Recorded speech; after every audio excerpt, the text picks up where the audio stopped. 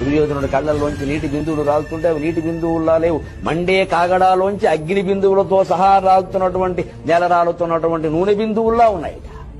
అలా ఏడుస్తున్నాడు, పశ్చాత్తాపంతో కుమిలిపోతున్నాడు దుర్యోధనుడు. ఇప్పుడు ఖచ్చితంగా మూలభారతం ప్రకారం ఒక మాట అన్నాడు, చెయ్యా తప్పు చేశానయ్యా, లక్క ఇంటి దగ్గర నుంచి భీముడికి విషం పెట్టడం దగ్గర నుంచి నేను చేశానయ్యా, నా కన్నుడు నాకు లేకుండా పోయాడయ్యా, నా రాజ్యం పోయినందుకు కాదు, నా కన్నుడు నాకు లేకుండా పోయాడయ్యా, కన్నుడు లేని తర్వాత నాకు ప్రాణాలతో నిమిత్తం లేదు, ఈ రాజ్యం దేనికి అని నిజంగా పశ్చాత్తాపంతో కుమిలిపోయాడు. ఇప్పుడు దుర్యోధనుడు శాంతించడానికి శల్యుడు ఒక్క మాట చెప్పాడు, దుర్యోధన నేను స్వయంగా చూసి చెబుతున్నానయ్యా, సామాన్యమైన యుద్ధం చేయలేదయ్యా, కర్ణుడు నరనారాయణుని గిరగిల్లాడించేశాడయ్యా. పోవడం ఏముందయ్యా, ఎవరైనా పోతారు గాని ధాటిగా మీటిగా పోరాడిపోయాడయ్యా.